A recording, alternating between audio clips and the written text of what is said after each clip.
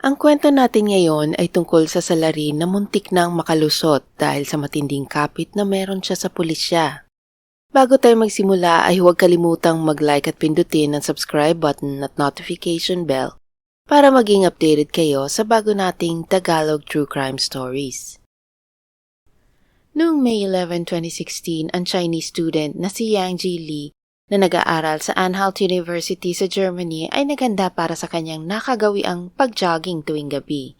Matapos makabili ng mga grocery at ayusin ang mga ito sa kanyang dorm room, ay nagpalit na siya ng kanyang damit. Bagamat 8:30 na ng gabi ay maliwanag pa rin sa labas. Pagkatapos magpaalam sa kanyang roommate ay nagsuot na siya ng headphones at lumabas. Ito ay isang pisikal na aktibidad na nakagawian na niya sa loob ng mahabang panahon. Kahit na sobrang abala si Yang Ji sa kanyang pag-aaral, lagi siyang naglalaan ng oras para mag-jogging. Ang kanyang ruta ay laging papunta sa park, lampas lang ng museum sa lugar. Ngunit sa gabing iyon ay hindi pa siya nakakatakbo ng malayo nang harangin siya ng isang babae sa isang kalapit na gusali.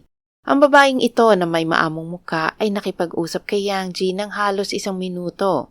Sa kabila ng pag-aalinlangan, pumayag si Yang Ji na sundan ng babae sa loob ng isang apartment. Kinaumagahan ang kaklase ni Yang Ji na si Julie Hong ay nagpadala sa kanya ng mensahe sa WeChat.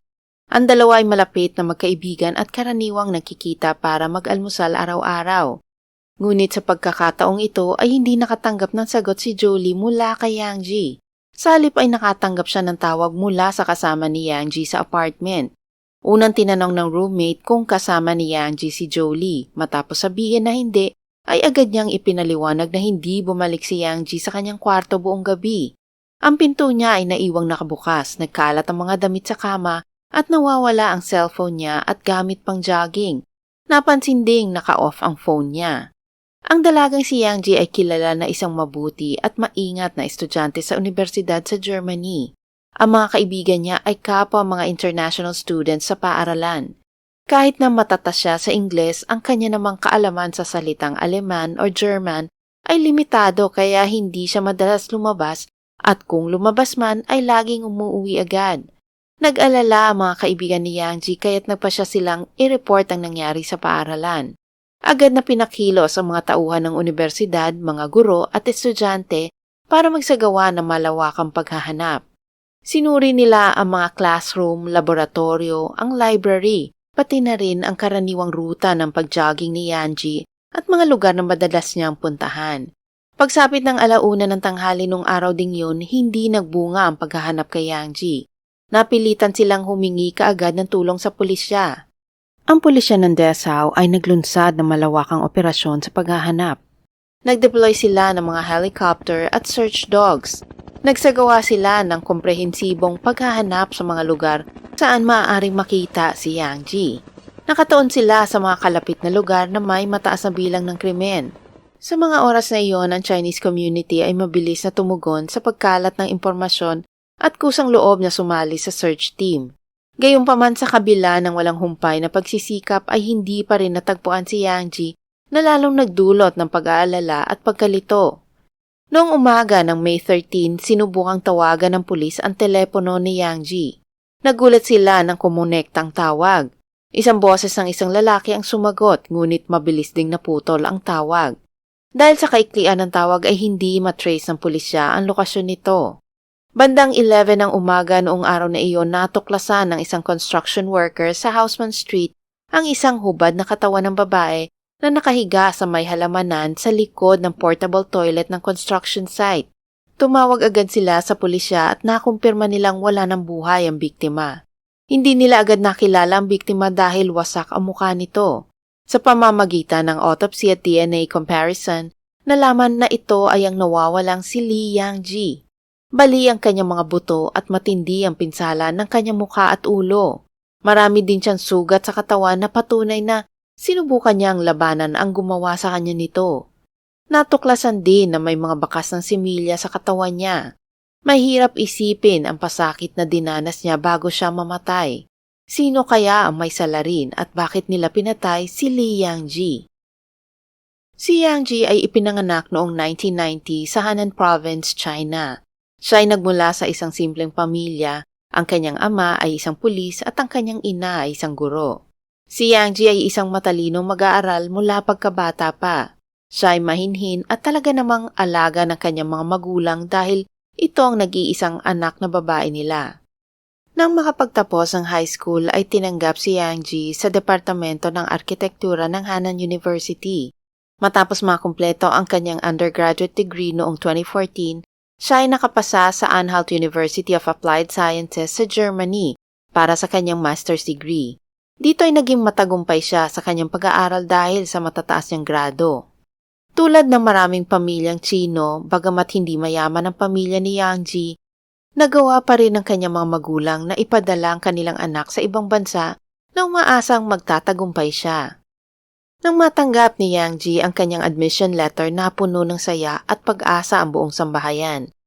Naging emosyonal ang pamamaalam nila sa isa't isa sa Beijing International Airport na hindi napigilan ng kanyang ina na maluha habang pinagmamasdan ang pag-alis ng kanyang anak, dala-dala ang mga pangarap at inaasahan ng buong pamilya.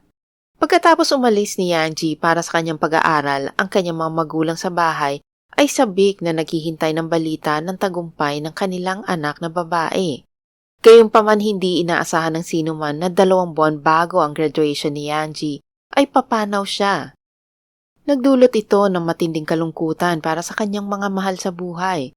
Sa sandaling matanggap nilang balita, ang mga magulang ni Yang Ji ay nagmadaling mag-impake at lumipad patungong Germany. Noong May 20 ay dumating sila sa Dessau. Nang hina mag-asawa na makita sa morgue ang sinapit ng kanilang anak. Nang gabing iyon, ang buong faculty at student body ng paaralan ay nag-organisa ng memorial service para kay Yang Ji. Ang kanyang ina ay lumuhod at tahimik na umiiyak habang ang kanyang ama ay nanatiling tahimik at parang may malalim na iniisip. Kinabukasan ay binisita ng mag-asawa ang apartment kung saan nakatira ang kanilang anak.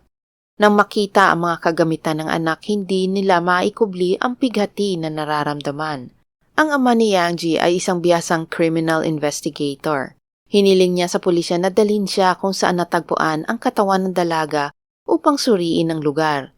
Ipinaalam sa kanila ng mga detective na kinordon ng lugar at kanilang ginalugad. Hinalukay din nila mga basurahan doon at sa mga kalapit na lugar. At dito natagpuan ang ilan sa mga gamit ni Yang Ji. Sa pagsusuri, ang DNA sa mga nakitang gamit ay tumugma sa DNA ni Yang Ji. Gayunpaman ang iba pang DNA na nakuha ng pulisya ay walang nakitang kaugnay na impormasyon sa kanilang database. Pinag-isipan ni Mr. Lee ang mga pangyayari mula umpisa hanggang sa huli dahil pakiramdam niya may mali. Ilang beses siyang naglakad pabalik-balik mula sa apartment ng kanyang anak kung saan siya huling nakita. Bigla niyang napagtanto na ang lokasyon kung saan natagpuan ang bangkay ay napakalapit sa apartment. Lugar na madalas dinadaanan ng kanyang anak na babae. Kung ito ay isang premeditated o pinagplanuhan na krimen, siguradong hindi itatapon ng salarin ang katawan ni Yang Ji sa kalapit na lugar lamang. Sa makatwid, ito ay tila isang biglaang pangyayari. Maaari kayang ang salarin ay isang kapitbahay na nakatira sa kalapit na gusali? Ibinahagi ni Mr. Lee ang kanyang mga pananaw sa pulisya. Ang mga detective ay labis na nagulat at sinabing hindi nila ito naisip. Naniniwala sila na ang lugar kung saan nakita ang bangkay ay hindi ang totoong pinangyarihan ng krimen at malamang hindi na pinag-isipan ng salarin kung saan itatapon ang bangkay pagkatapos ng krimen. Gayunpaman, matapos marinig ang pagsusuri ni Mr. Lee, nakita ng pulisya na ito ay makatwiran kaya nagpadala sila ng mga tao upang imbestigahan ang mga residente sa kalapit na lugar. Ngunit pagkatapos ng higit 10 araw ay nabigo pa rin silang makakuha ng impormasyon ukol sa krimen. Nang mapansin ng pulisya na wala nang patutunguhan ng kaso, naghanda sila na palawakin ang kanilang saklaw sa paghahanap. Isang araw, isang batang magkasintahan ang pumunta sa istasyon ng pulisya upang sabihin na may alam sila sa ilang mga detalye tungkol sa kaso at maaaring makatulong sa paglutas nito. Nagulat ang lahat sa kanilang mga sinabi. Ang magkasintahan ay sina Sebastian Fleck at si Xenia Lang. Meron silang 3 anak. Ang 2 dito ay anak ni Xenia kay Sebastian. Bagamat pareho silang mahigit 20 years old na, ay hindi pa sila nakapag-aral sa kolehiyo at hindi man lang nakapagtapos ng high school. Dahil walang mga trabaho, sila ay tumira sa isang apartment na inuupahan ng kanilang mga magulang.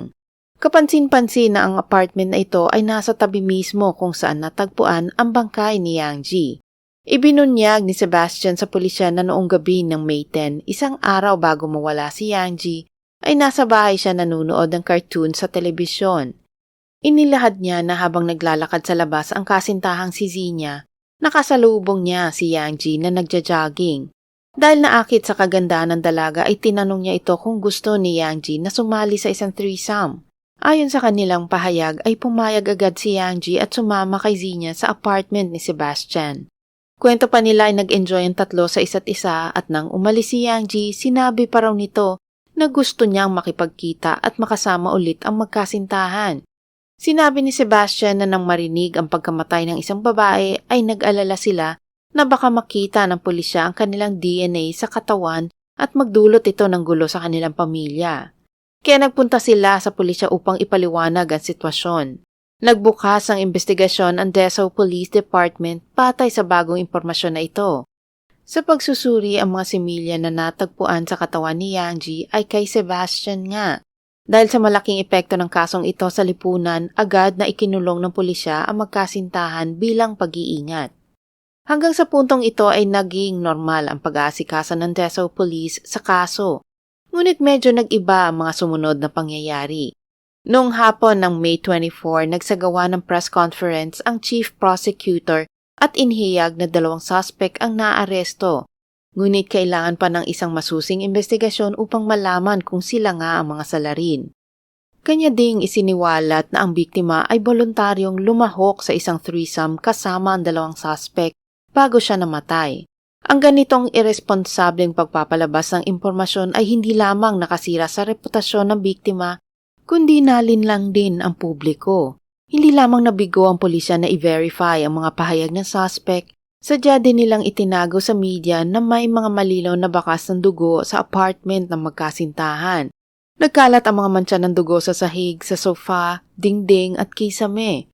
Nalungkot ang mga magulang ni Yang Ji. Hindi sila makapaniwala na kahit pagkamatay ng kanilang anak ay nadungisan pa sa walang basihang haka-haka. Ang mga guro at kaklase sa Universidad ni Yang Ji ay nagsabing napakabait na estudyante ng biktima at walang kamuwang-muwang sa usapin ng pag-ibig. Ang kanyang buhay araw-araw ay umiikot lamang sa paaralan, sa dormitoryo at hindi kailanman nagpagabi sa labas. Alam din na si Yang Ji ay hindi matatas sa German, kaya't paano nagawa nitong si Zinya na ayain si Yang Ji sa ganoon at sa mga taong hindi pa niya kakilala. Pagkatapos ng walang kwentang press conference na iyon, isang kaibigan ni Yang Ji ang pumunta sa Dessau Police at sinabi niya na noong gabi ng May 10 ay nakita niya si Yang Ji sa train station at nagbatian pa nga sila. Dagdag pa niya na ito ay mapapatunayan ng isa pa niyang kaibigan. Ang oras na binanggit ng kaibigang ito ay pareho ng oras na sinabi ng mga suspect na nakasama nila si Yang Ji. Malinaw na nagsisinungaling ang magkasintahan, kaya bakit naglabas ang mga pulis ng ganoong mga pahayag noong press conference? May pinagtatakpan kaya sila? Sa katunayan, ang paunang investigasyon ng pulisya ay mali na ang direksyon sa simula pa lang. Dahil sa pagpupumilit ni Mr. Lee na maghanap sa mga kalapit na lugar, na-pressure ang mga suspect at kusa silang lumapit sa pulisya. Isang araw matapos ang press conference, naglabas ang ilang Chinese at German news outlet ng impormasyon na hindi man lang inalam kung ito ay totoo.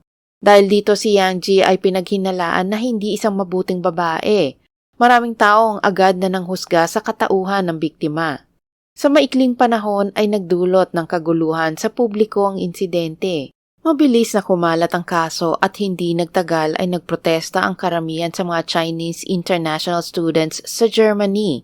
Naniniwala sila na ang hindi kompletong impormasyon na inilabas ng prosekusyon ay nagpalihis sa opinyon ng publiko at sumira sa reputasyon ng namatay. Ang investigasyon ng pulisya ay hindi epektibo, mabagal sa pagkolekta at paglilipat ng ebidensya na nagpapakita na pinagtatakpan nila ang mga kriminal. Habang lumalawak ang opinyon ng publiko ay patuloy nito na pinalaki ang kaso. Sa wakas may nagawang maganda ang media. Marami silang nakalkal na sikreto. Ang ina pala ni Sebastian ay isang mataas na opisyal ng pulisya ng Dessau at ang kanyang ama ay ang hepe ng departamentong ito. Dahil ang kaso ay hawak ng Dessau Police Department, hindi maiiwasang lumabas ang maraming haka-haka ukol sa paghawak sa kaso ni Yang Ji. Gayunpaman, ang higit na ikinagalit ng mga tao ay ang sadyang pagtago ng pulisya na si Sebastian ay nasangkot na sa mahigit 40 na kaso. Kabilang dito ang arson o panununog, pagnanakaw at pambabasto sa mga kababaihan. Ngunit ang mga krimeng ito ay tila walang epekto sa kanyang buhay hanggang sa isuko niya ang kanyang sarili. Malayang namuhay si Sebastian sa labas ng batas at ang dahilan ay maliwanag. Noong May 2016, maraming mga German ang nakisama sa panawagan ng mga international students at Chinese organization sa paghingi ng hustisya para kay Yang Ji. Nanawagan sila sa pulisya ng Dessau na parusahan ang mga kriminal at ibigay ang hustisya para sa namatay. Dahil sa matinding reaksyon ng publiko, napilitan ang mga otoridad na ipahayag ang pagsuspindi sa ina at amain ni Sebastian at ilipat ang kaso sa Holla Police Department. Kaya't isang panibagong investigasyon ang isinagawa. Ikinuwento ng ama ni Yang Ji na noong May 21 ay dinala siya ng hepe ng Dessau Police Department na siya ring amain pala ng suspect upang suriin ang pinangyarihan ng krimen noong araw na iyon sa harap ng apartment. Doon ay nakita ni Mr. Lee sa Sebastian pero sa mga oras na iyon ay hindi niya alam na kapamilya pala ito ng Chief of Police na naghatid sa kanya doon.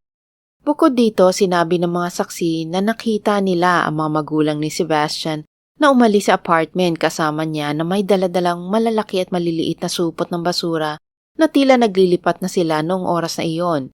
Ito ay sa gabi noong araw na hiniling ni Mr. Lee sa pulisya na imbestigahan ang mga residente sa paligid. Sa pagsusuri ng apartment, nakita na dumaan ito sa isang masusing paglilinis. Ngunit kahit na ganoon ay mahigit 100 mantsa ng dugo ang natagpuan pa rin sa isang bakanteng silid. Ayon sa mga kapitbahay, noong gabi ng krimen ay narinig na nila ang sigaw ng isang babae na nagmumula sa apartment ni Sebastian. Ngunit karaniwan naman na iyon nangyayari dahil sa kakaibang libangan ng magkasintahan, kaya hindi nila ito gaanong pinansin. Pagkatapos ay nakita ng Holla Police ang isang surveillance video na ibinigay na may-ari ng isang antique shop sa unang palapag ng apartment building ni Sebastian. Noong 9:20 ng gabi, May 11, si Yang Ji ay nagja-jogging at bigla siyang hinarang ni Zinya. Halos 1 minutong nag-usap ang dalawa. Makikita na si Zinya ay mukhang balisa na parang humihingi ng tulong. Saglit na nag-alinlangan si Yang Ji bago pumasok sa apartment kasama niya. 2:30 a.m. lumabas si Sebastian sa apartment at naglakad-lakad na parang may hinahanap, ngunit mabilis na bumalik din sa gusali. Hindi na muling lumabas si Yang Ji sa puntong ito. Ang kaso ay tila lumilinaw na at mukhang malapit ng malutas. Ngunit ang mga bagay ay hindi ganun kasimple. Una, sinabi ng mga magulang ni Sebastian na ang paglilipat ay dati na nilang plano dahil may amag ang bahay na nakakapinsala sa kalusugan. Ngunit mabilis na inilantad ng may-ari ang kanilang kasinungalingan. Sa pag-inspeksyon ng bahay ay nakitang malinis naman ito at walang amag. Sinabi ng landlord na pagkatapos ng insidente at habang naglilipat ay nagbayad si Sebastian ng 6 na buwang upa at hiniling na huwag muna itong paupahan. Nalaman ng pulisya sa pamamagitan ng mga record ng kumpanya ng telepono na noong May 12, isang araw matapos mawala si Yang Ji, ay tinawagan ni Sebastian ang kanyang ina ng higit 10 beses na hindi naman niya karaniwang ginagawa.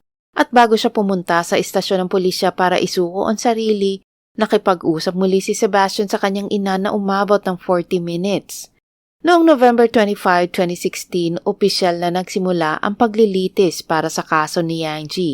Ang mga magulang ni Sebastian ay kumuha ng mga kilala at magagaling na abogado at tinutusan ng 2 nasasakdal na takpan ang kanilang mga mukha ng mga dokumento habang nasa korte. Binilin din sa kanila na gamitin ang kanilang karapatan na manahimik at huwag umimik. Hayaan ang mga abogado na sumagot para sa kanila. Mariing itinuro ng depensa na ang pinakamahalagang ebidensya sa kasong ito ay ang surveillance video na ibinigay ng may-ari ng antique store.